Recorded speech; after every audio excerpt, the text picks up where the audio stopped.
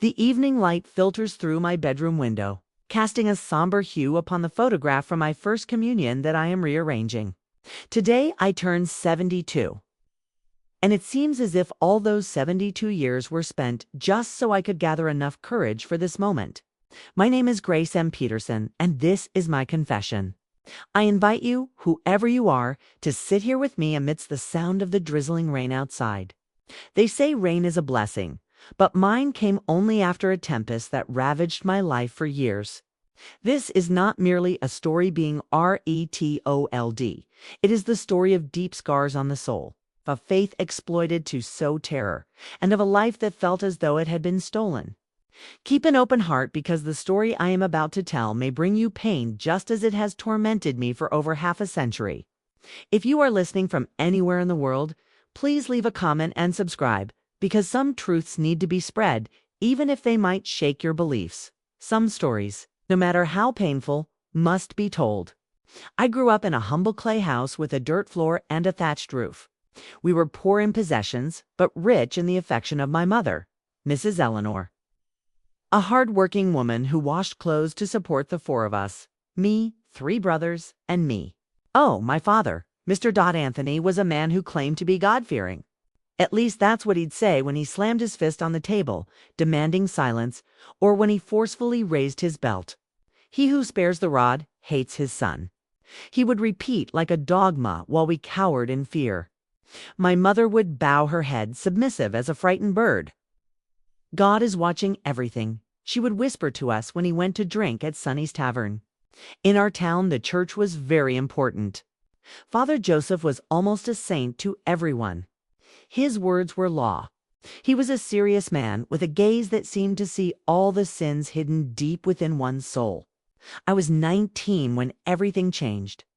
I had just met John, the pharmacist's son. A handsome boy with a charming smile who played the guitar at the town festivals. When he looked at me, I felt a pleasant warmth. A sin, perhaps, but a sin so sweet it was impossible to resist. One night at a summer church picnic, John asked me to dance. Naively, I accepted.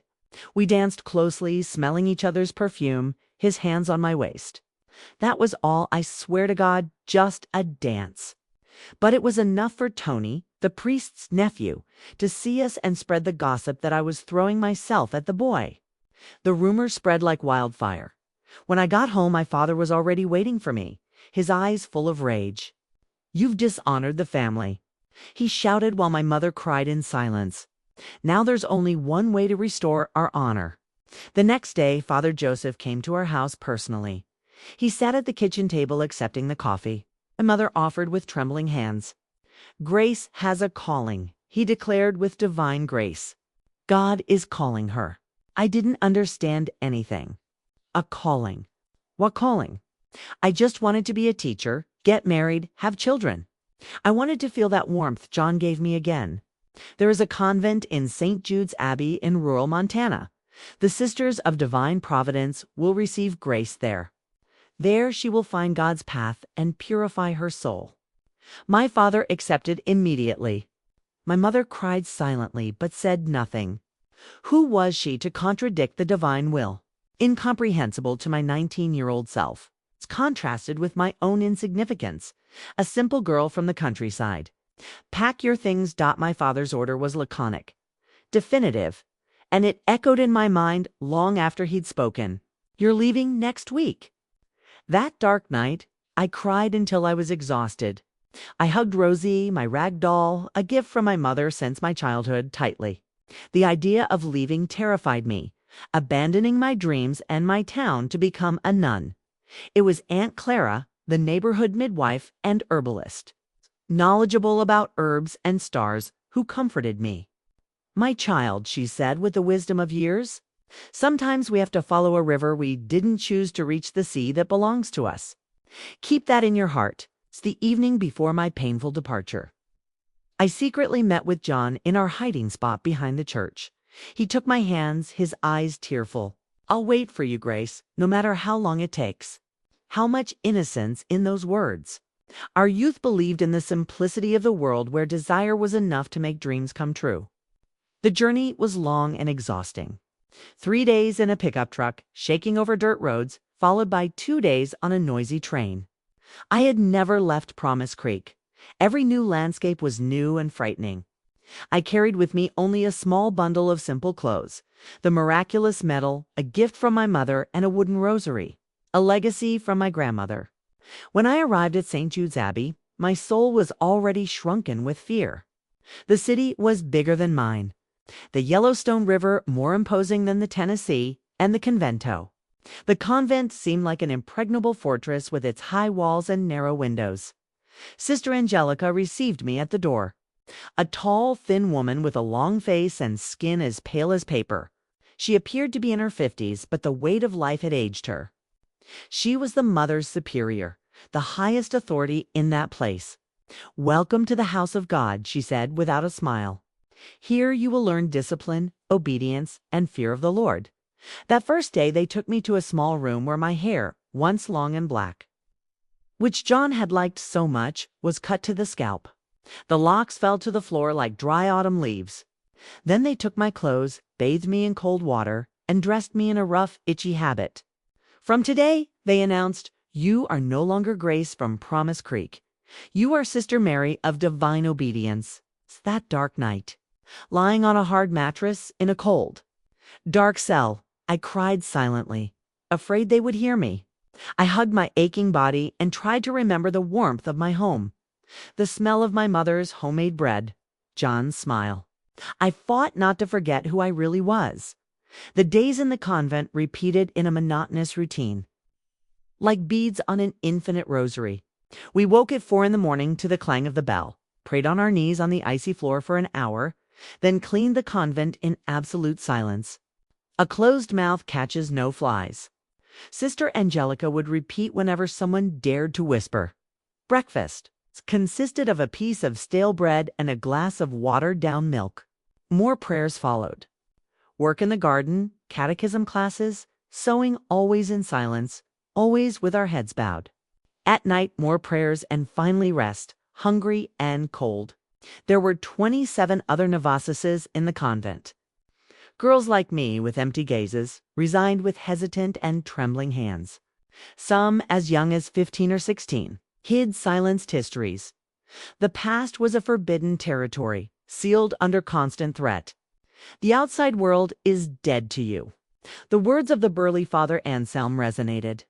A man with small eyes who came to the convent every week to hear our confessions. It was in the 3rd week of confinement that I met Rose.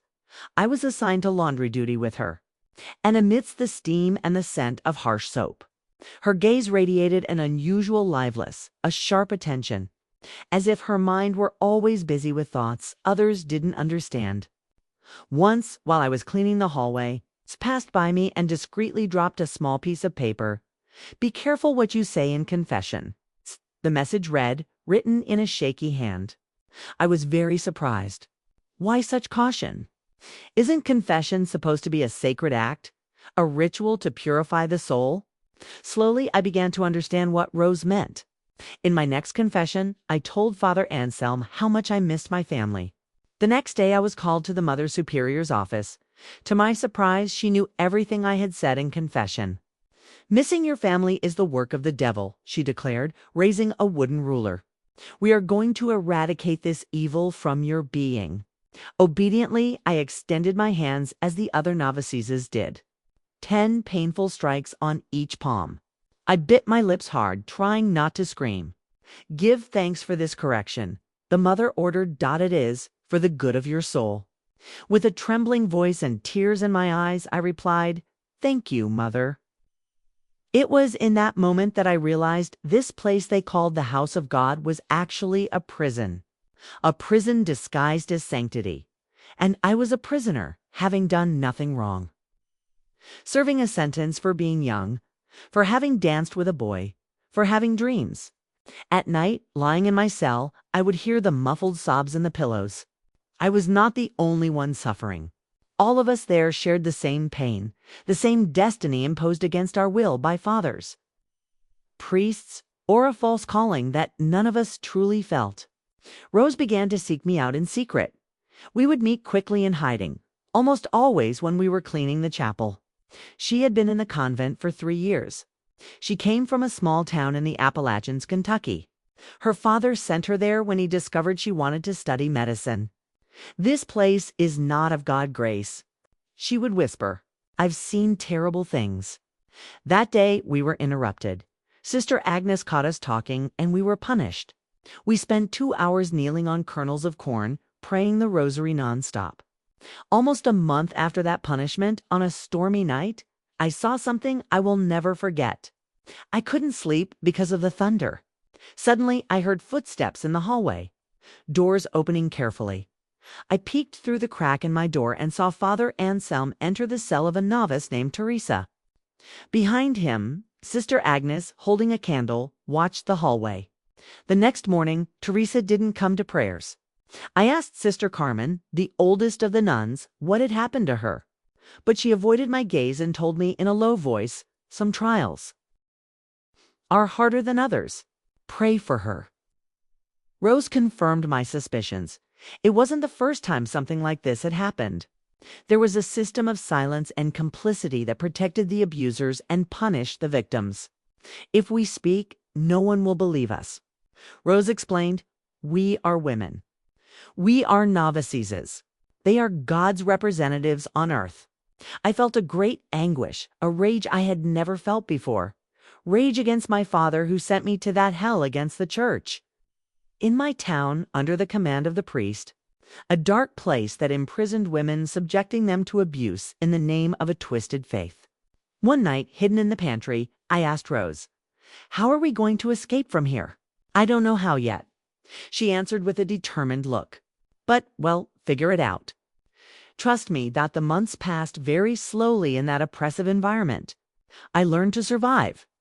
I bowed my head, obeyed without question, prayed aloud, and confessed invented sins that harmed no one. But inside the flame of the grace I once was still burned the girl from Promise Creek, who wanted to be a teacher, who loved the beauty of the river, and who danced freely with John one night while helping in the kitchen. I overheard a conversation between Sister Agnes and Sister Angelica. They were talking about an upcoming inspection with the arrival of important bishops from Helena the following week. "We have to hide the problems." Sister Angelica was saying Teresa still has visible marks and Lucy refuses to eat. The cruel solution they proposed was to lock them in the basement until the bishop's visit was over. The basement. I had never heard of a basement in that convent. When I told Rose, her eyes lit up with hope. She had already heard rumors about the basement. It was said to be under the chapel and was used to lock up the young women who tried to escape, or who were unwell after what the priest did to them. That night I couldn't sleep. I thought about Teresa, Lucy, and the other girls locked in the darkness of the basement. I thought about John, wondering if he still remembered me. I thought about my mother, imagining if she too cried every night as I did. "We will find a solution," Rose promised, squeezing my hand tightly the next day. "God helps those who help themselves. And I don't mean their God, but the true God who loves and frees, not the one who imprisons and punishes." The eve of the bishop's arrival, the convent was in chaos.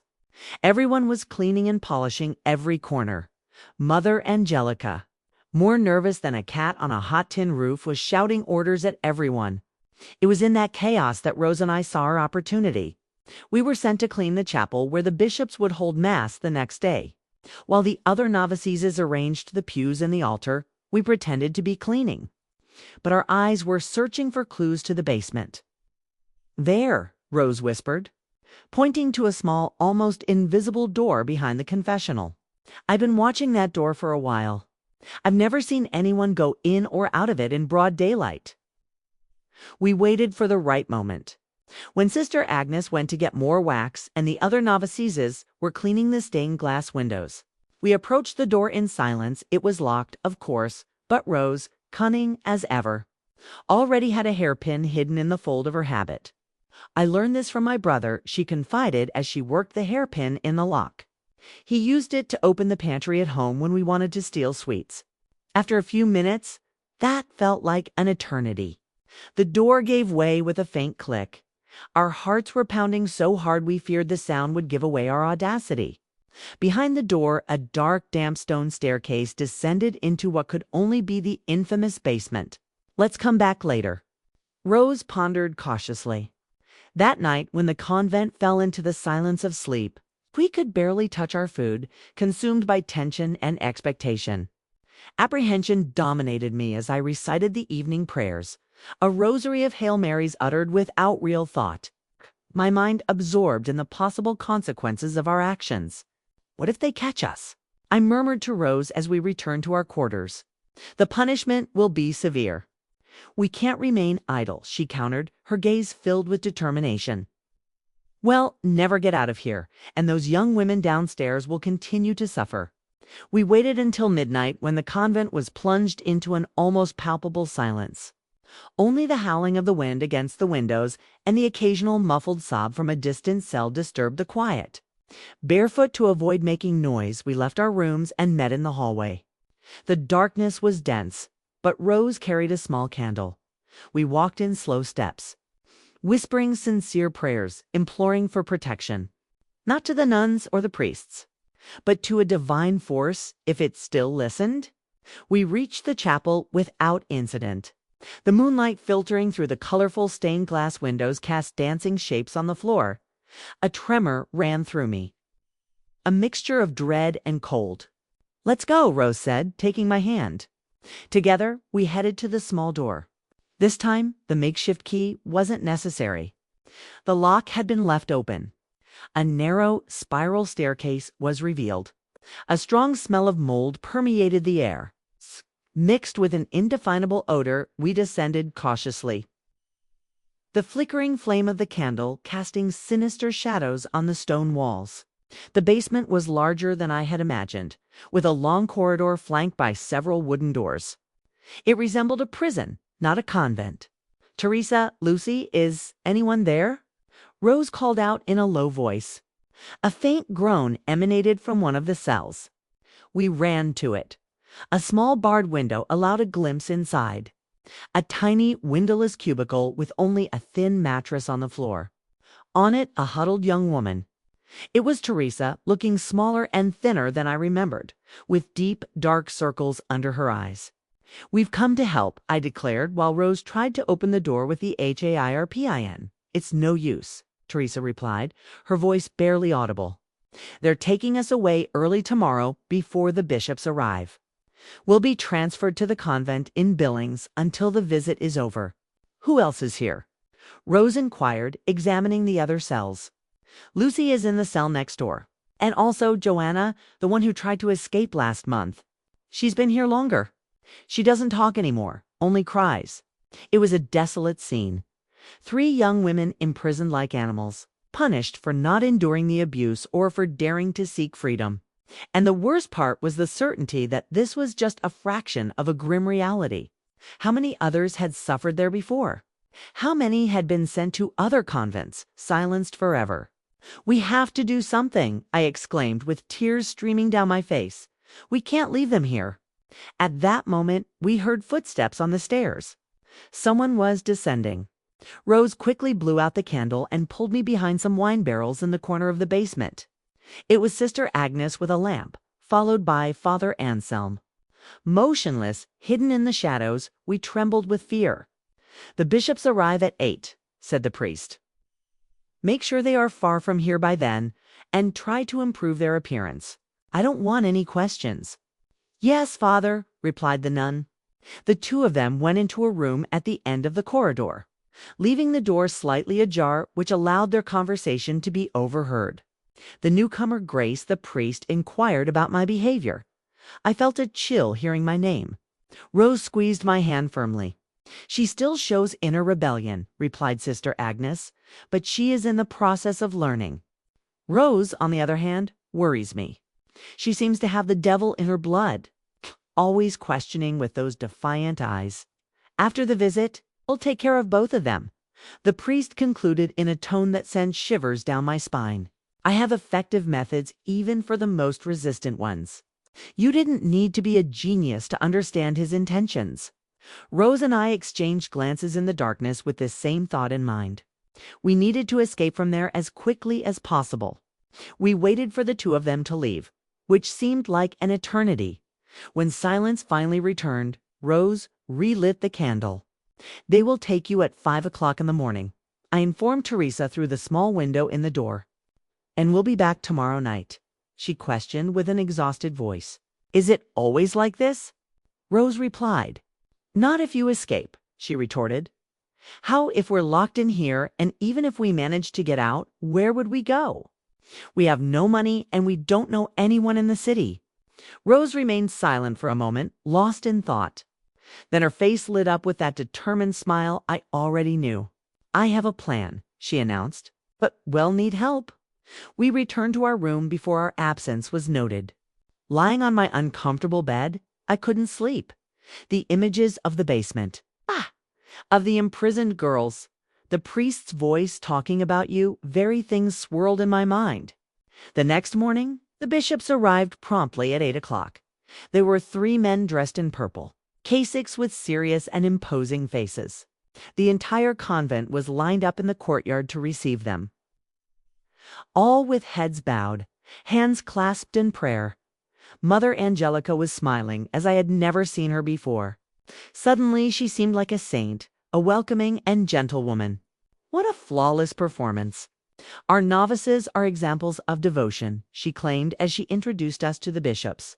"They live in prayer and work, following in the footsteps of Our Lady."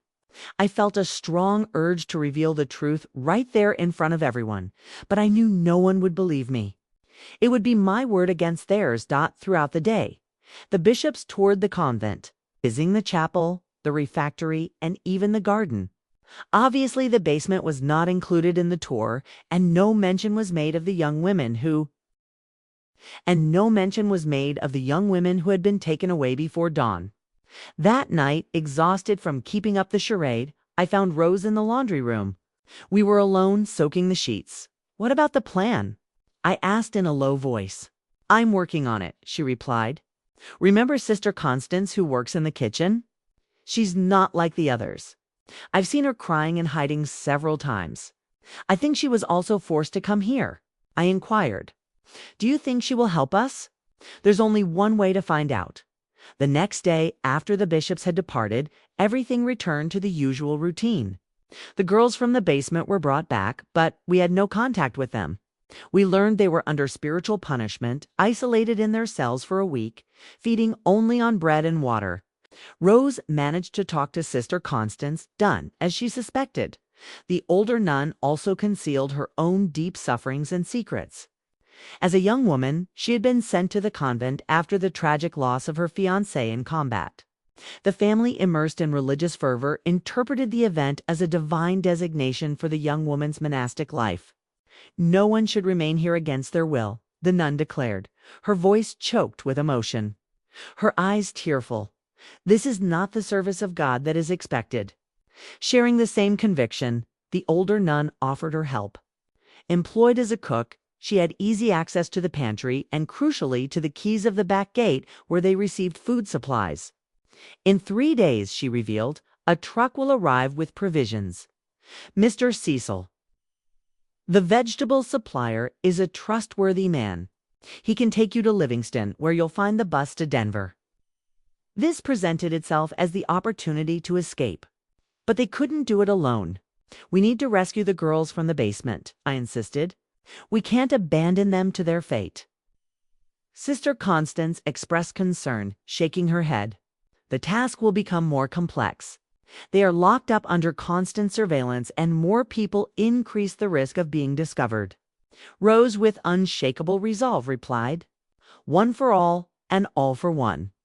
Either we escape together or none of us leaves." The plan was inherently fraught with danger.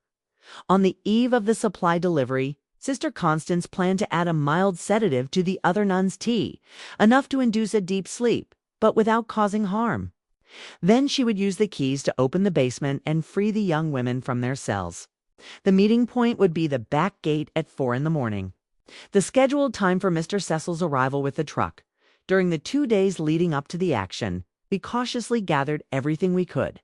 Some leftover bread taken from meals, fruit harvested from the garden, and a change of clothes for each of us. washed and hidden with diligence.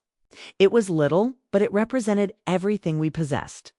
On the crucial night, anxiety prevented me from sleeping. Every noise, however small, startled me. The thought of the plan failing, of being discovered, terrified me. Worse than physical punishment was the prospect of remaining there imprisoned forever.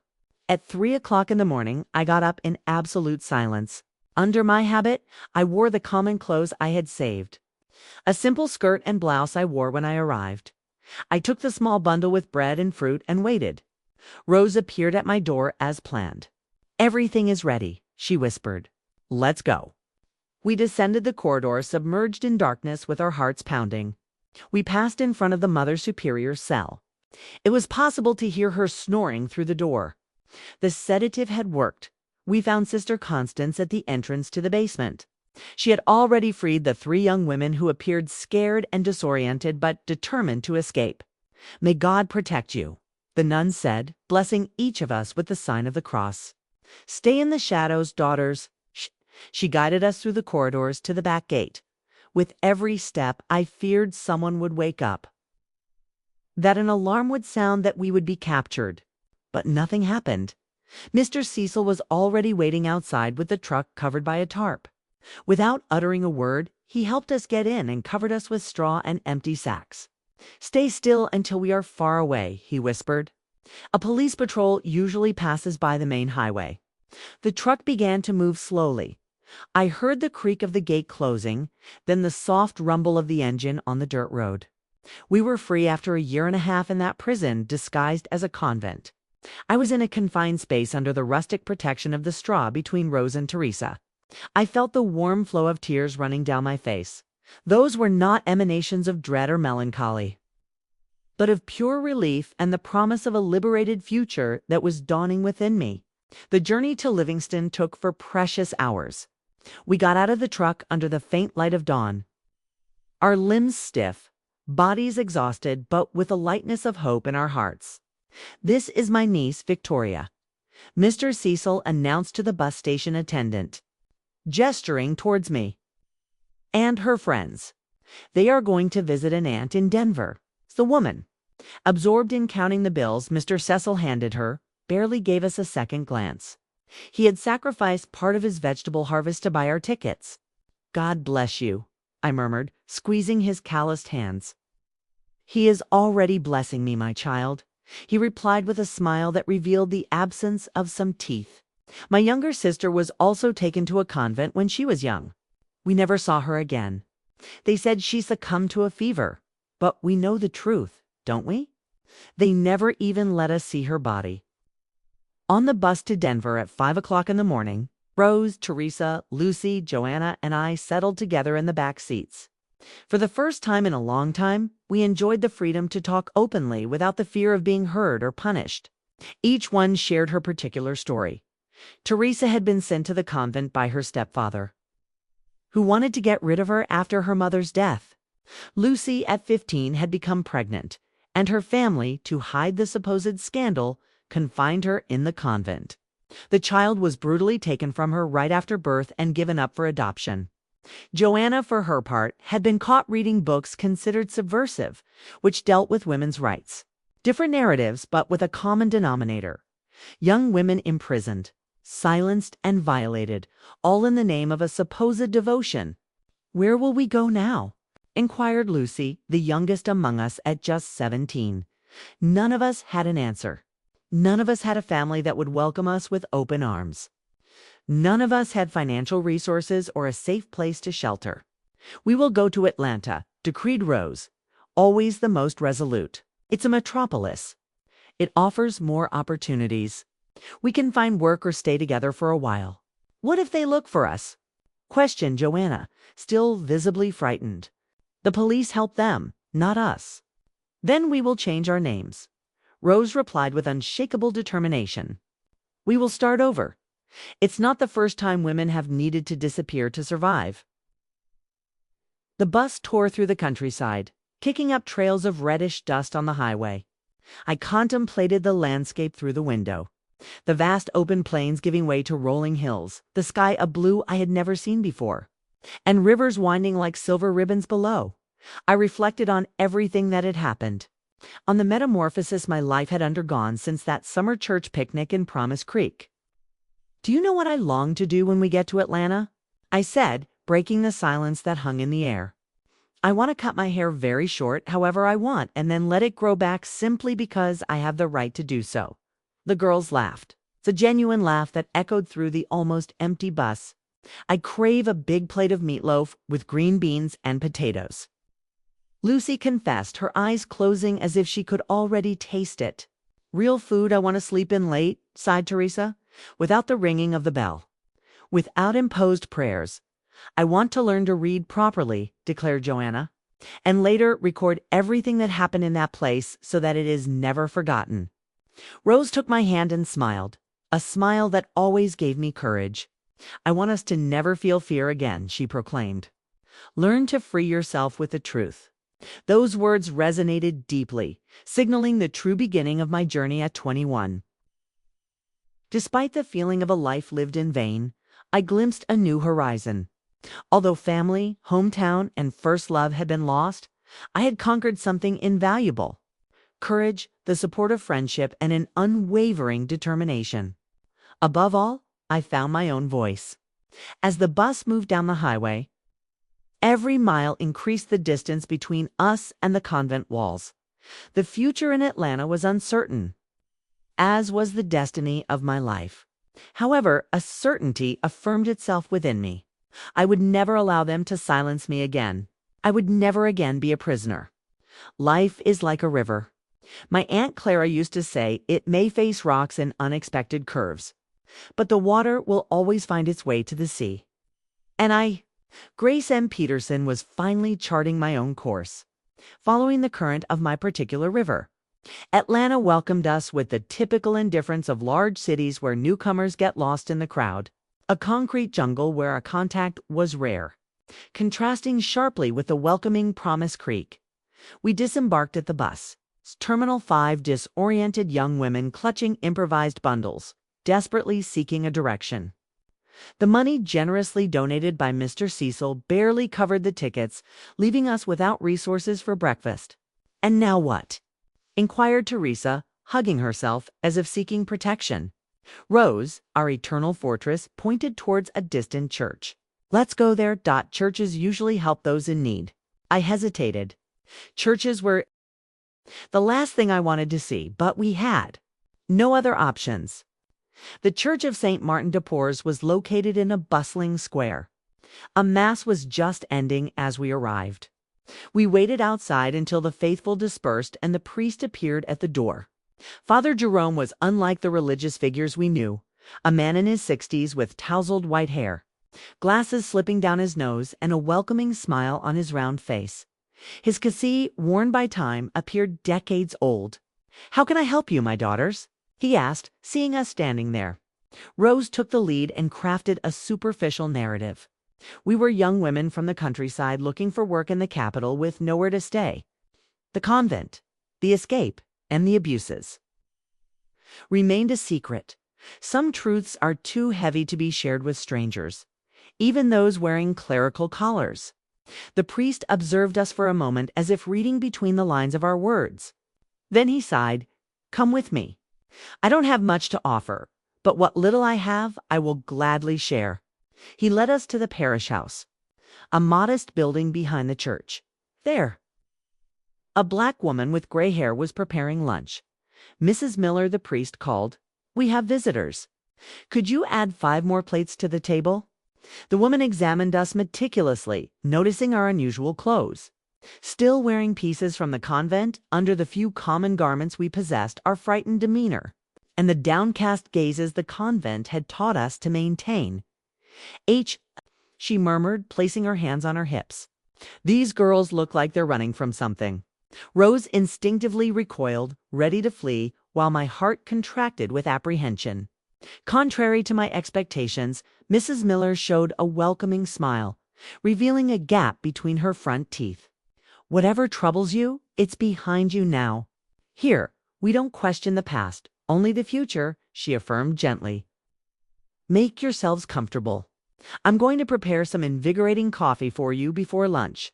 You're so weak.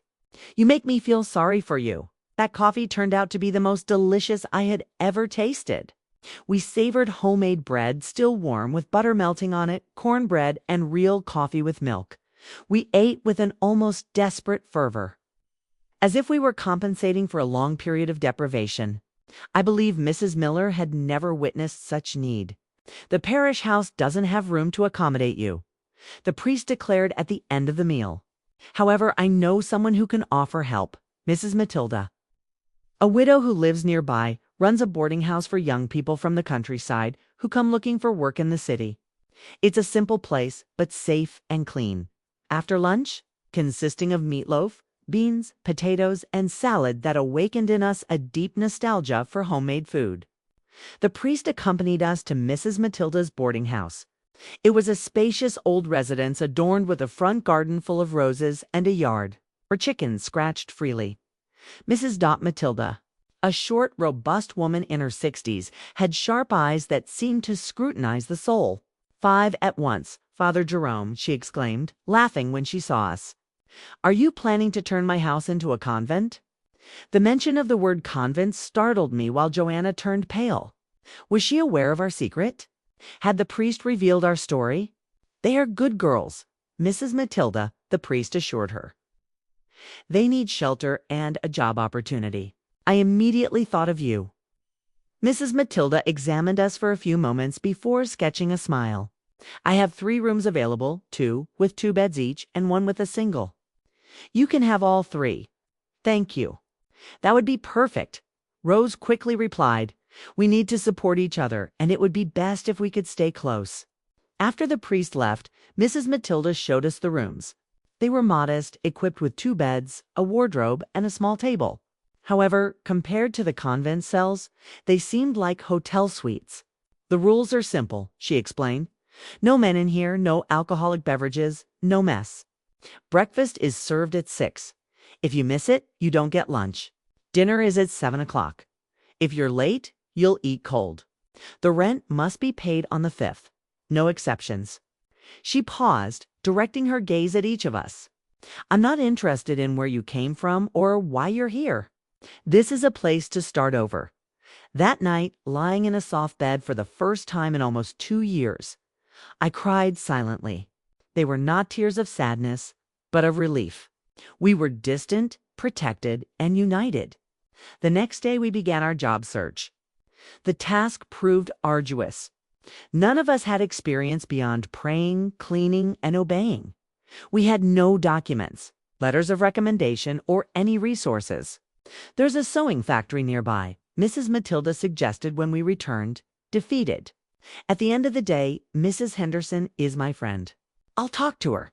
The next morning at 5, we headed to the factory. It was a large warehouse where several women worked at sewing machines, making clothes for local trade. Mrs. Clotilde, an austere woman of few words, evaluated us with suspicion. "Do you know how to sew?" she asked. "Yes," we replied in unison. In truth, the convent routine had us incessantly sewing, consuming hours of each day, making items for hospitals and children's coats. "Show me what you know," Claude ordered. Gesturing towards the idle sewing machines in the back of the warehouse, each of us took our post. The characteristic noise of the machines, the smell of the fabric, the cyclical and repetitive movement. It all evoked vivid memories of the work in the convent, transporting me back to that environment for a moment. However, observing the other women around, absorbed in conversations, discreet laughter, and even soft songs, the reality of my freedom was reaffirmed. Mrs. Clotilde evaluated our production with a critical and demanding eye. "Not bad," she finally conceded. "I can hire you. Payment will be by the piece at the end of each week." And so our new journey began in Atlanta. Our routine at the sewing factory extended from 7 o'clock in the morning to 5 o'clock in the afternoon. The work was demanding, but the atmosphere was welcoming and relaxed. The other seamstresses were simple women, many also from the countryside, each carrying her own stories of struggle and overcoming. At the end of the first week, we received our first salary. The amount was not expressive, but it represented an achievement. It was money earned through our own effort, which we could use freely.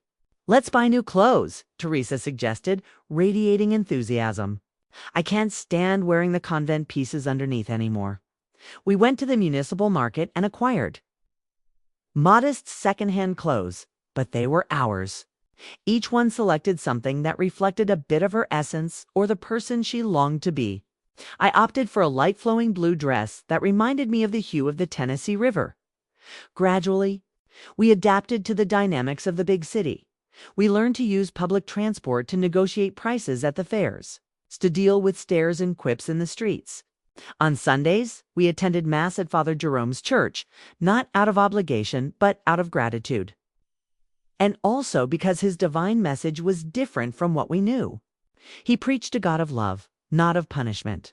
A God who welcomed, not who punished. In his homilies, he emphasized that true sin does not lie in loving or questioning, but in inflicting suffering on others, in using God's name to oppress. In one of those masses, we met Mr. August, a retired teacher who taught night classes for literacy at the church. Rose, always the boldest, asked if we could participate. Certainly, he replied with a welcoming smile. Education is a fundamental right, especially for those who were denied that opportunity. So, after months dedicated to sewing during the day, we began to dedicate our nights to learning letters, numbers, history, geography. The world unfolded before us like a flower in full bloom. I want to get my GED, Rose announced one day after class, and then I want to go to college. College, Lucy exclaimed amidst laughter. That's too ambitious a dream for us. Who says? Rose retorted, her eyes shining intensely. We are as capable as anyone else. We just didn't have the opportunity. That longing began to germinate in me, too. I remembered the time when I wanted to be a teacher before everything changed. Why not pursue that goal now? A year had passed since our escape. We managed to save some money, improve our quality of life. We left Mrs. Matilda's boarding house and rented a small house on the outskirts of the city. Joanna, Rose, and I, Lucy, had found a boyfriend. A gentle boy who worked in a bakery and went to live with his family. Teresa decided to return to her hometown in another state. After re-establishing contact with an aunt who promised to support her, our house was modest, but it represented our home. We maintained a garden, a refuge where we cultivated aromatic herbs and colorful flowers. We enjoyed freedom. We found peace amidst the tranquility.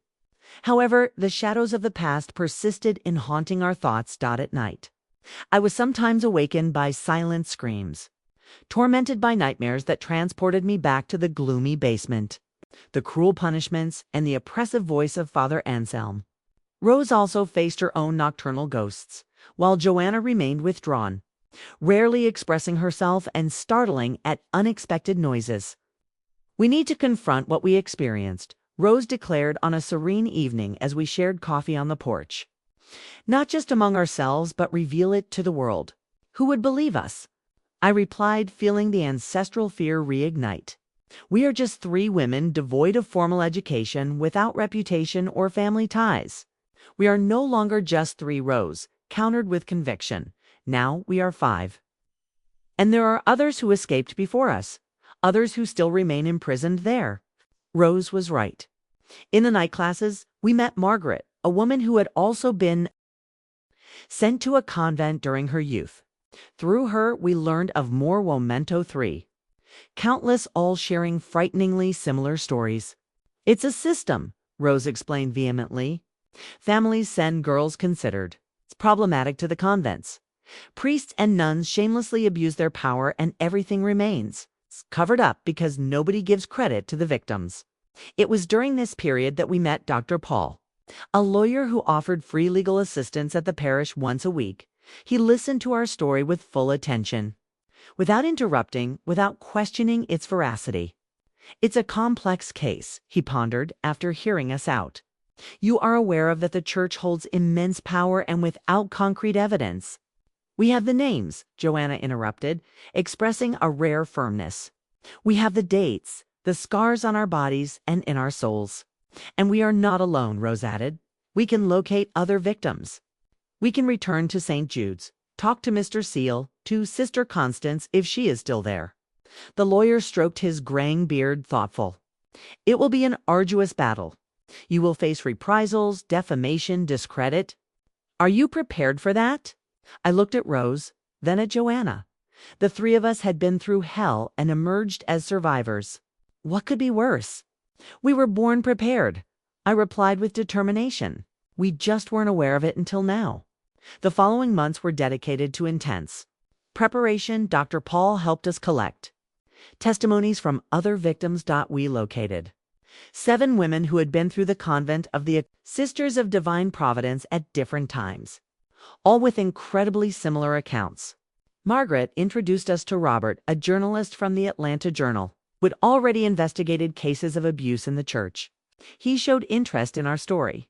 "I can't guarantee it will be published," he said frankly. "My editor fears lawsuits, but I'll do my best." Meanwhile, we continued with our lives. I managed to enroll in the GED program and studied at night after work. Rose, always ambitious, was already planning to take the entrance exam for law school. Joanna discovered a talent for painting, creating pictures that portrayed our experience in the convent, striking images of bars, shadows, and hands outstretched for help. I made a decision. "I want to go back to Promise Creek," I announced one night after dinner. Rose looked at me, surprised. "Are you sure?" "Your family." "I'm not going back to my family," I explained. "I'm going back to look for John. He deserves to know what happened to me, and I need to know what happened to him." My decision was made. With the money I had saved over 2 years, I bought a bus ticket to Promise Creek.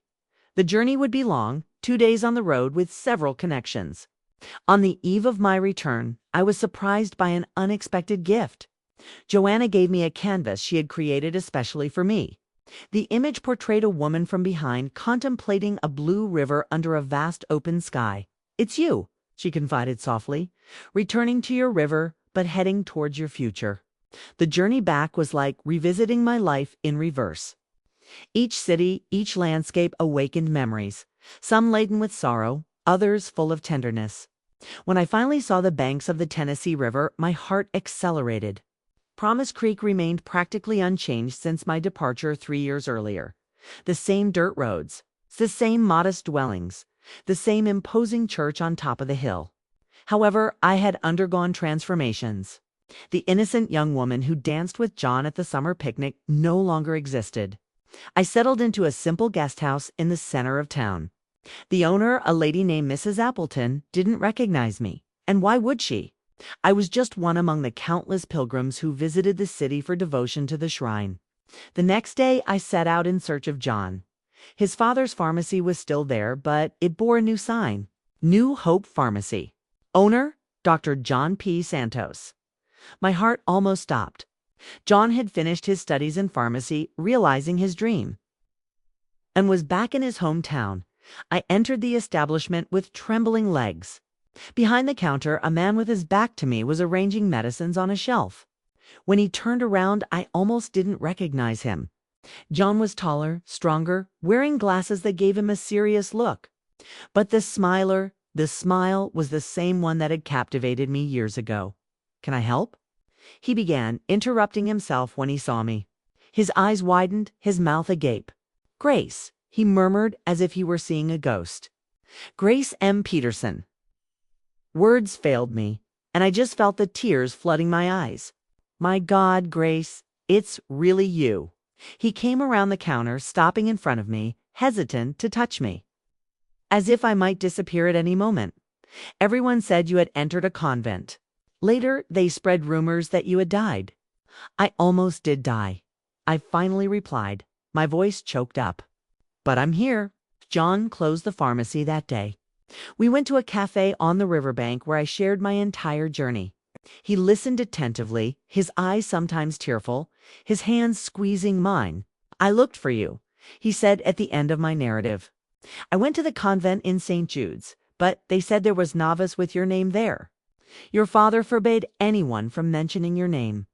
Your mother fell ill with sadness." "My mother," I murmured, feeling an old pain resurface. "How is she?" "She passed away last year," John said softly. "Pneumonia," they said. but I think it was from sadness. Your father is still the same. Still goes to church on Sundays. Still slams the table, demanding respect. A wave of guilt washed over me, cold and sharp. I had been angry with her for her silence, for her submission. But now all I felt was a profound sorrow for the woman who had loved me in the only way she knew how. A woman whose heart had broken in a silence I could now understand. I wept for the goodbyes I never said, and for the quiet strength I had failed to see. I allowed myself to cry for my mother, from whom I couldn't say goodbye, for what we could have been, for what we lost. And you? I finally asked, drying my tears. I see you've realized your dream. John smiled. That smile I had kept in my memory like a precious treasure. I graduated in New Orleans. I came back a year ago when my father decided to retire. But I never forgot you, Grace. That afternoon we walked along the riverbank like two old friends reuniting. John shared details of his life, his studies, and ambitions. In return, I told him about Atlanta, my friends, and our tireless battle for justice. I want to help, he declared with conviction. The suffering inflicted on you and the others cannot go unpunished. It's risky. We are confronting influential individuals. That's all the more reason not to abandon you in this fight, he replied, holding my hand firmly. I stayed in Promise Creek for 7 days. I didn't see contact with my father or my brothers. Some relationships once broken become irreparable. However, I reconnected with Aunt Clara, who shed tears seeing me alive, and some childhood friends who welcomed me with warm hugs. John and I grew close again with the caution of those who recognize that time and experiences have changed us.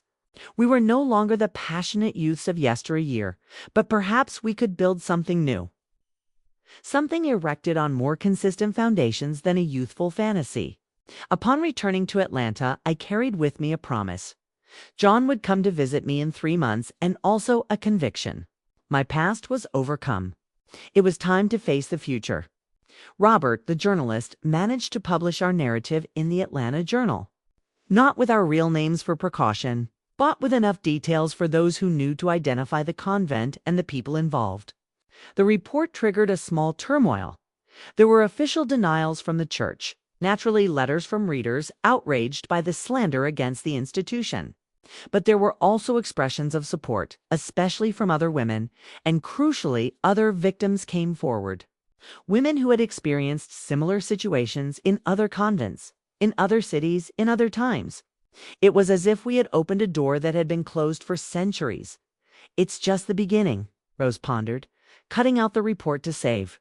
Now they know we are not alone, that we will no longer remain silent. My fight for justice continues, but now I have something more to fight for. It's my future. With Mr. August's help, I got a position as an assistant in an elementary school. I wasn't the teacher I aspired to be yet, but I was on my way.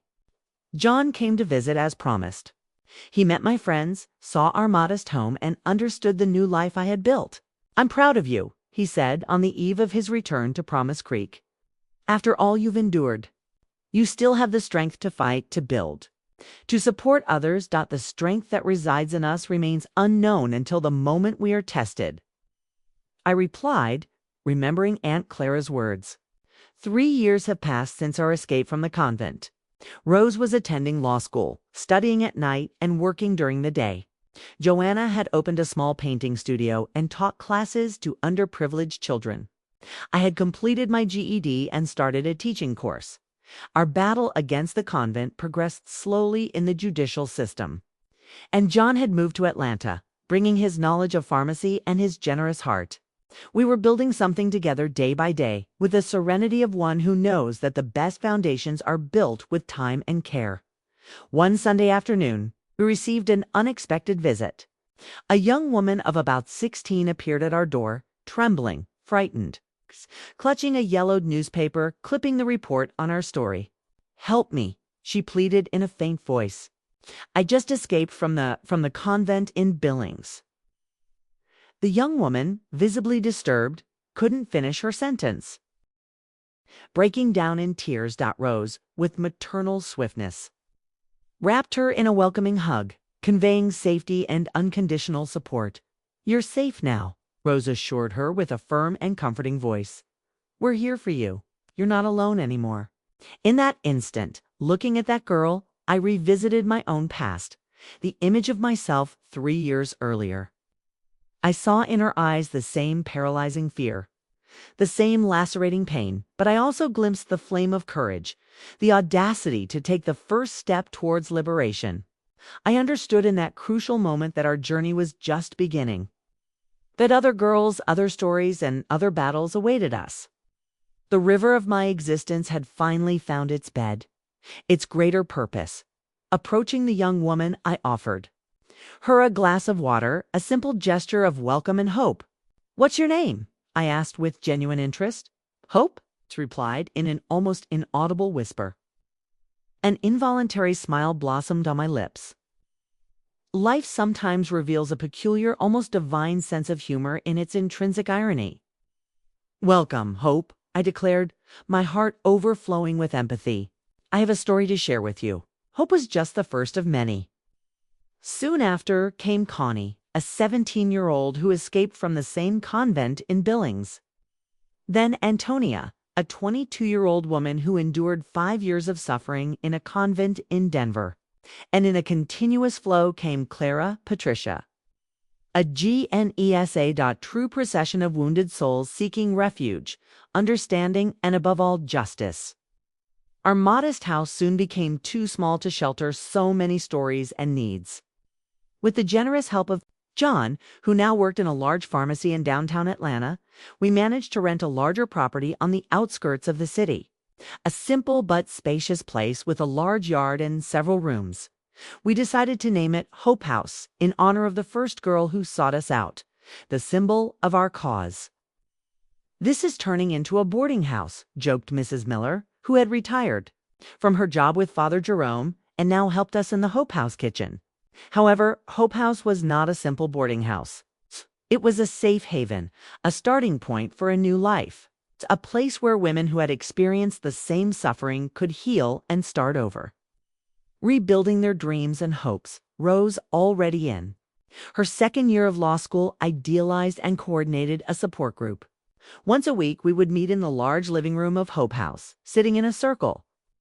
Each one shared her story, her deepest pains, her paralyzing fears, but also her achievements, however small they might seem. I managed to walk down the street without looking at the ground. One of them would recount with a gleam of overcoming in her eyes. I spoke in a loud voice in the presence of a man. Another would say with renewed pride, "I prayed today, but because I wanted to, not because they forced me." A third would reveal with newfound freedom. They were small but crucial steps. Each victory was celebrated with warm applause, tight hugs, and sometimes tears of joy and relief.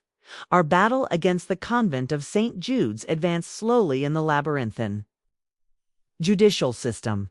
Dr. Paul, the lawyer who had supported us from the beginning, now had the support of 4 pro bono lawyers, all his former students who fervently believed in our cause.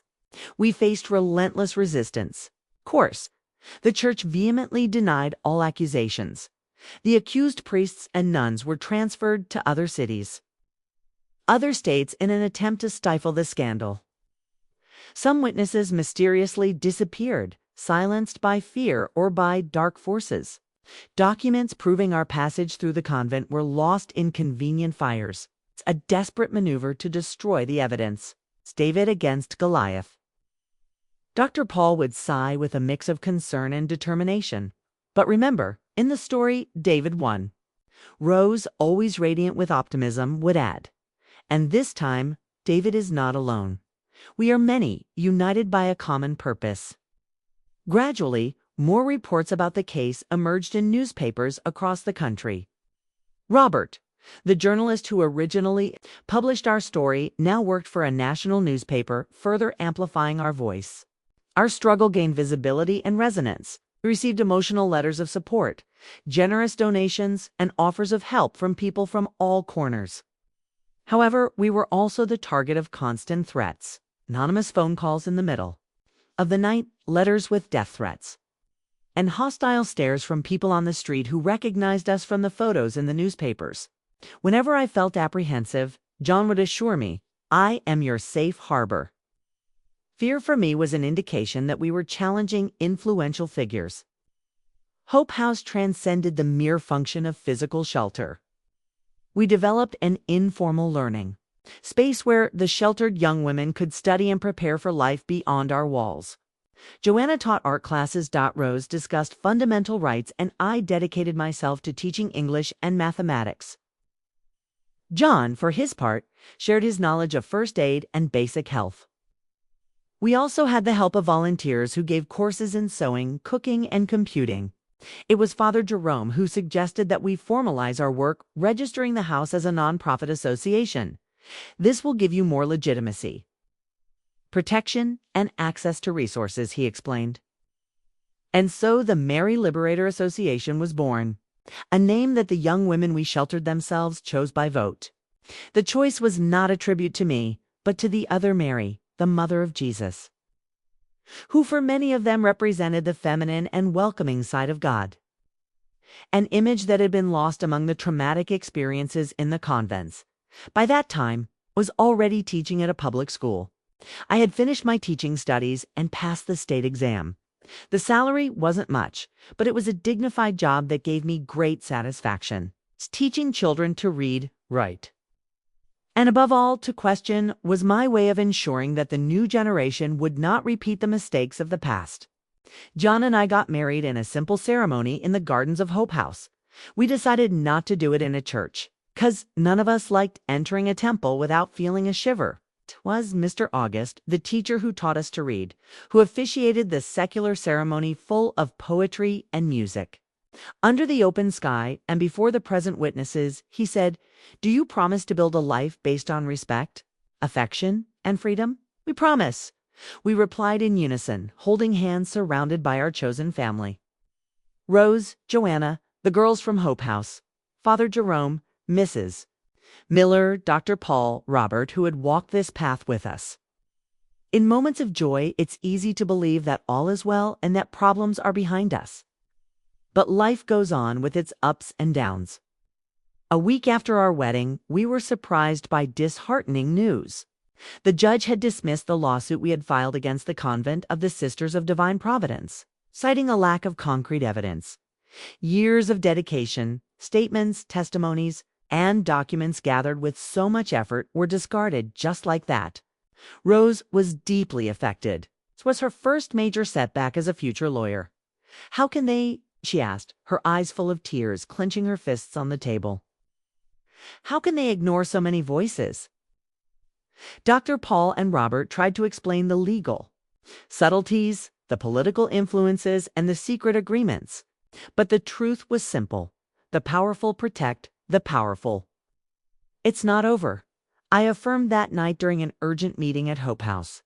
"This is just one battle, not the war." "And what battle can we win?" asked Antonia, one of the young women we had sheltered, with bitterness in her voice. "They have everything. Money, power, influence. We have nothing." I looked carefully at these women who had survived hell and returned to tell their stories, who had rebuilt their shattered lives like someone assembling a puzzle without knowing what the final picture would be. "We have something they will never have," I replied with a conviction that came from my soul. "We have the truth and we have each other." That same night, we decided to change our strategy. If the judicial system refused to listen to us, we would make the rest of the world know our cause. We then planned to organize after publishing a book to expand our work by planning a powerful documentary and giving talks in schools and universities. We wanted to build a solid support network for victims of religious abuse so large that no one could ignore it.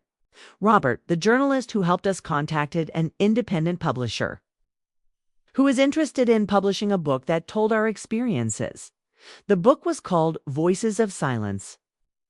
Each chapter told the story of one of the group's members talking, not only about what happened in the convent, but also about the difficult path to recovery and regaining their dignity.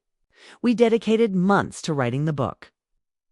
Remembering certain moments and writing about experiences we could barely put into words was very painful. But it was also a liberating act, like draining an old wound so it could finally heal.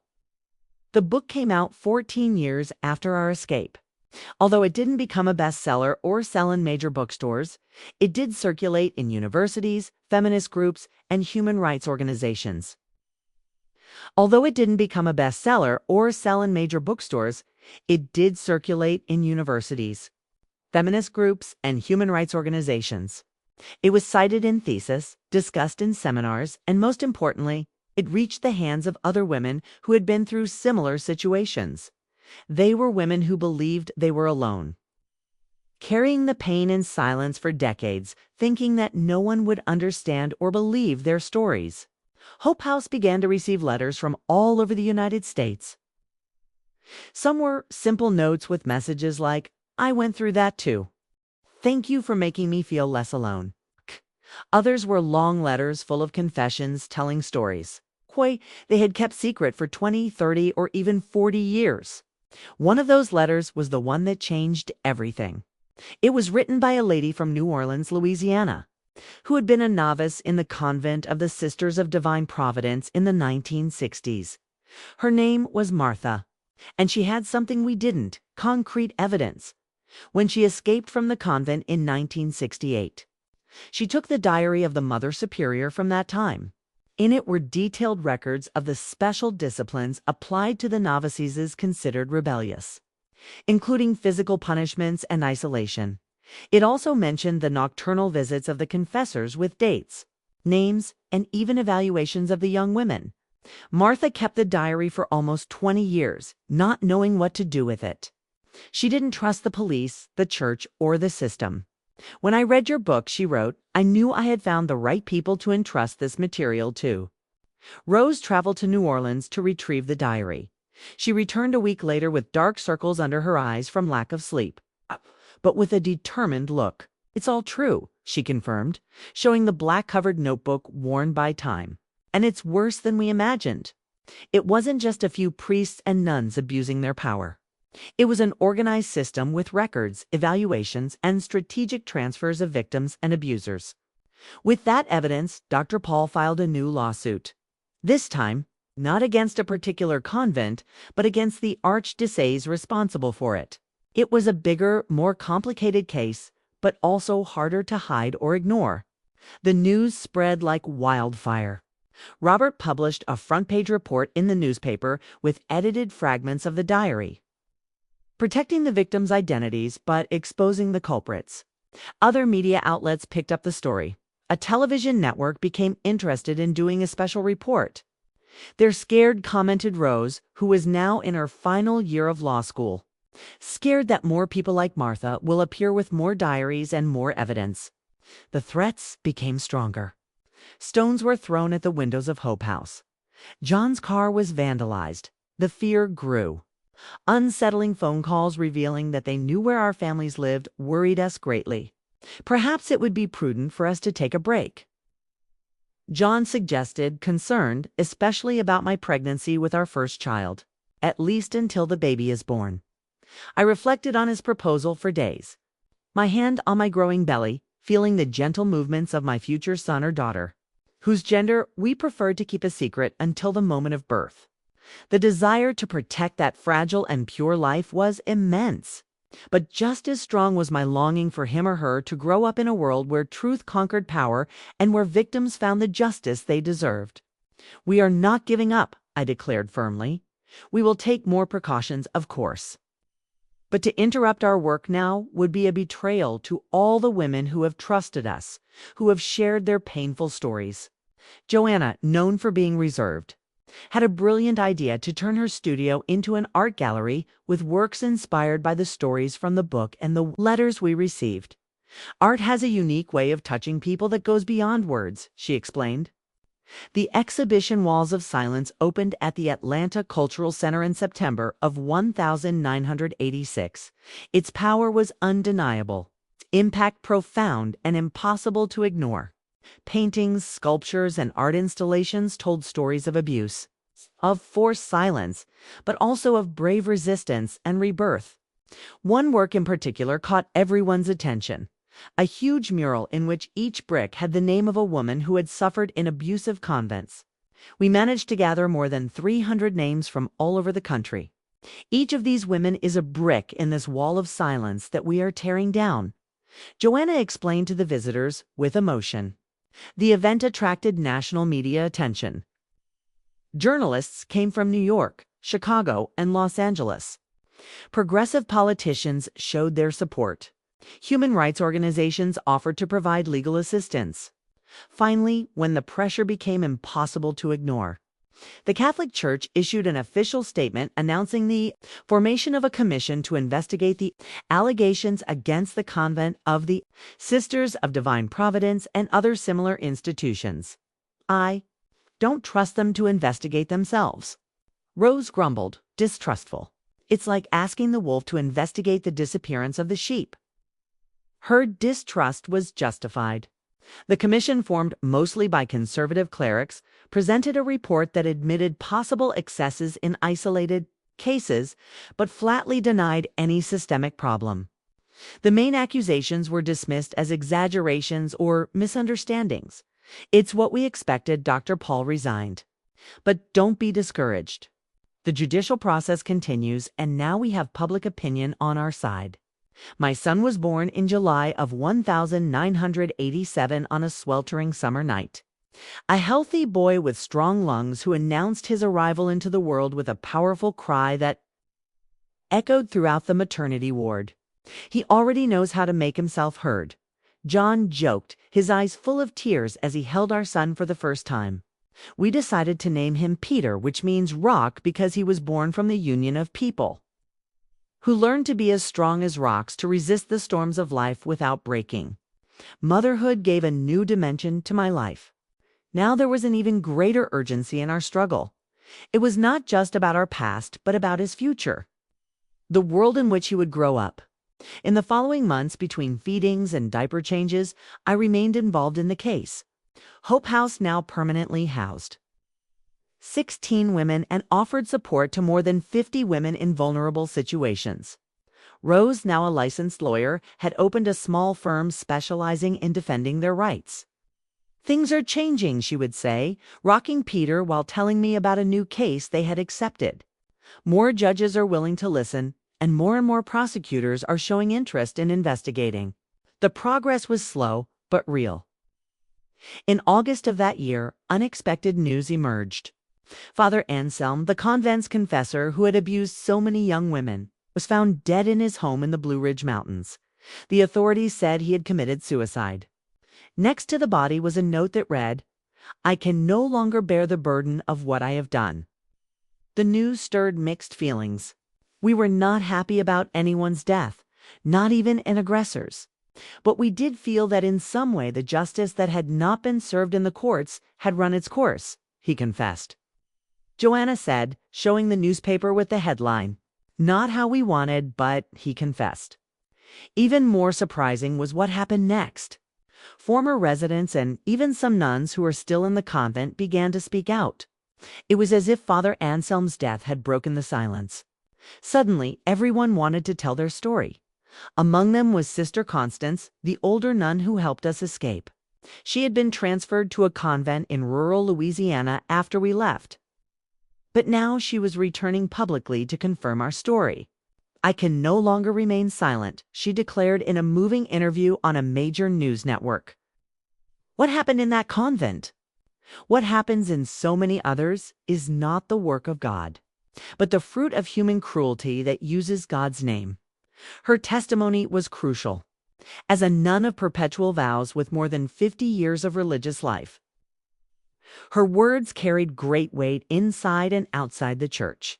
Other religious figures, priests, and nuns with more progressive ideas also spoke out, calling for serious investigations, punishment for the guilty, and reparations for the victims. In October of 1987, 8 years after our escape, a new bishop took over the archdiocese that supervised the convent of the Sisters of Divine Providence.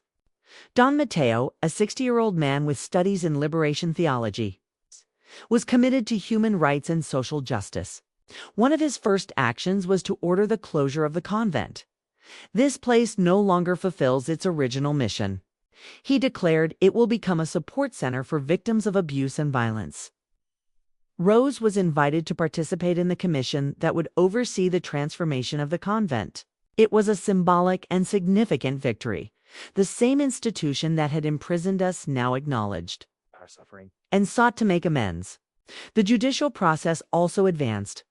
The Archdiocese proposed an out-of-court settlement, financial compensation for each identified victim, the creation of a fund to support women in vulnerable situations, and a commitment to implement mechanisms for prevention and reporting of abuse in all its institutions.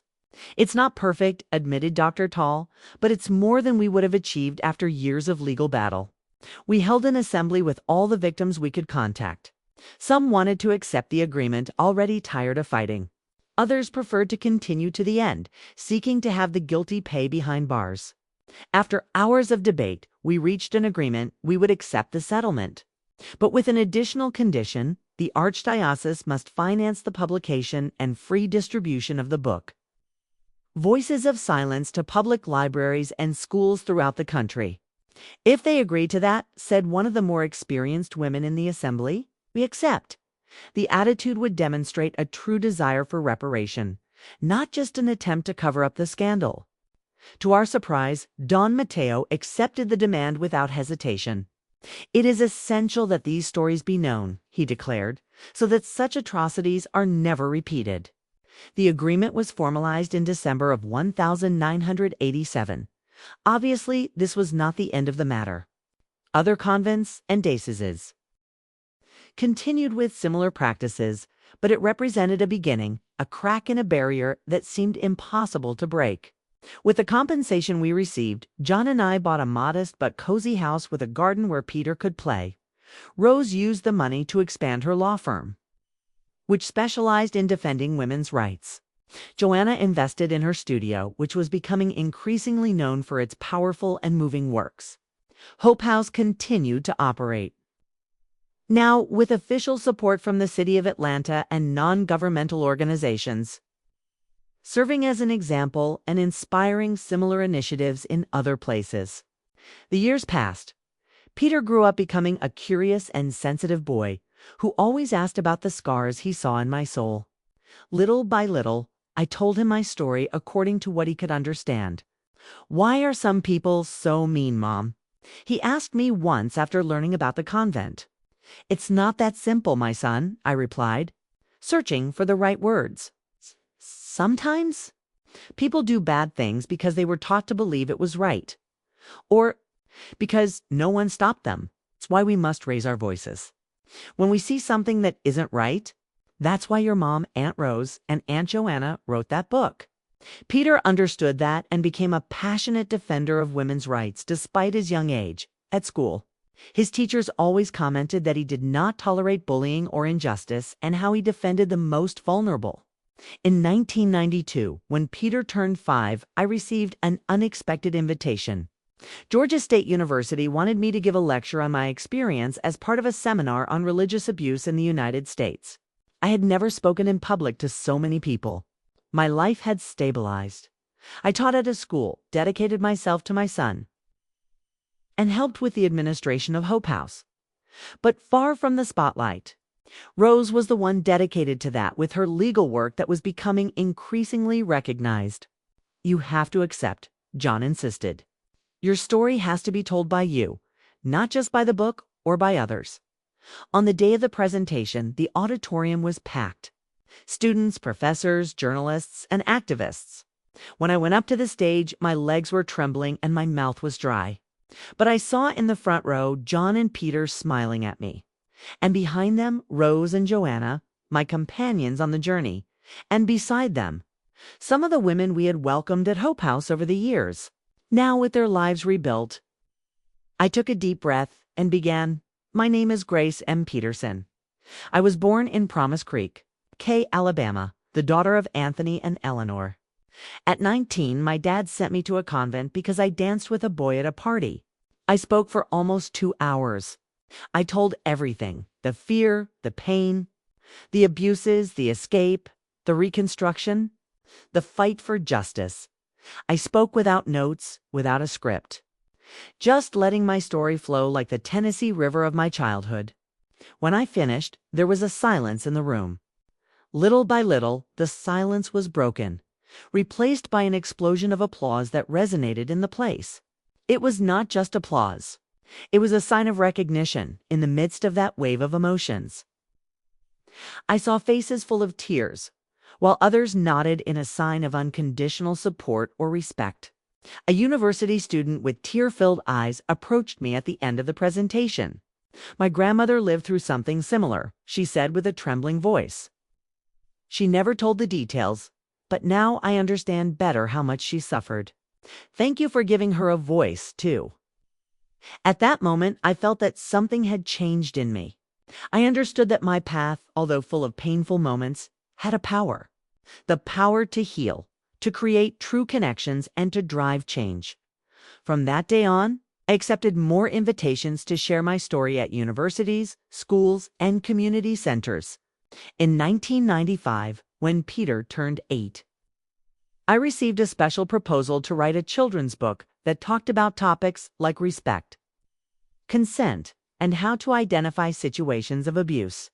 The book, called My Body, My Rules, came out the following year and was used by many schools, both public and private. Hope House continued to grow and help more people. What was once a temporary shelter for women escaping from abusive convents now receive victims of different types of violence: domestic, religious, and institutional. We had a team of psychologists, social workers, lawyers, and educators dedicated to supporting women. Rose became one of the most famous lawyers in the area of women's rights in the entire country. Her experience led her to participate in the creation of laws to protect victims of abuse. Joanna, for her part, turned her studio into an art therapy school, giving women a safe place to express and process their traumas through art. And I continued to be a teacher, a mother, a wife, and the one who told a story that needed to be told over and over again so that it would not be forgotten and so that it would not be repeated. 33 years after we escaped from the convent, I received an unexpected invitation to return to St. Jude's Abbey. The former convent of the Sisters of Divine Providence had been converted into a support center for women in vulnerable situations called the Sister Constance Center, in honor of the nun who helped us escape and who had died years before. I hesitated to accept the invitation. The idea of returning to that place brought back painful memories and old nightmares. But I saw the opportunity to close a cycle, to make peace with a past that, whether I liked it or not, had made me the person I was. "I'll go with you," John told me. "My eternal support got me, too," added Peter, now a young man of 18, tall and strong like his father, but with my curious and questioning eyes. The journey back to St. Jude's was like a trip back in time. The nearby town had changed, grown, and modernized. But some things remained the same. The Yellowstone River still flowed. The aspen trees bloomed, and the red earth still painted the streets. The old convent, however, was unrecognizable. The high walls had been torn down, replaced by a low fence and an always open gate. The once serious and formal garden was now full of colors and life. The dark chapel had been turned into a community library.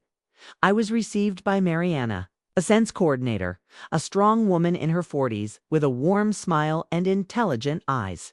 "It's an honor to meet you, Mrs. Peterson," she said, shaking my hand firmly. "Your book changed my life. After reading it, I decided to dedicate my career to supporting women who had suffered abuse." Then Mariana took me on a tour of the center. The former novice cells were now comfortable rooms. The place that was once a refuge for women in danger had changed a lot. The old dining hall, where there had been silence, now echoed with the laughter of children playing while their mothers learned in training workshops. The basement, where there were sad memories, had been transformed into an art gallery where the works of Joanna and other artists told stories of suffering, resistance, and above all, overcoming. "We want people to know what happened here," Mariana explained. "Not to hold grudges or seek revenge, but to make sure these things don't happen again." On the last day of the visit, I participated in an important ceremony. A commemorative plaque would be placed at the entrance of the center, telling its story from the violent convent to the current support center, honoring the women who had passed through there. Surprisingly, the plaque had all of our names. Me, Rose, Joanna, Teresa, Lucy, and also Sister Constance, whose bravery had saved many lives. These women taught us that true faith is liberating. Not imprisoning, said the local bishop during the ceremony, stating that God's love is seen in dignity and freedom, not in fear and oppression, seeing the plaque, the renovated building, the women and children who found refuge there.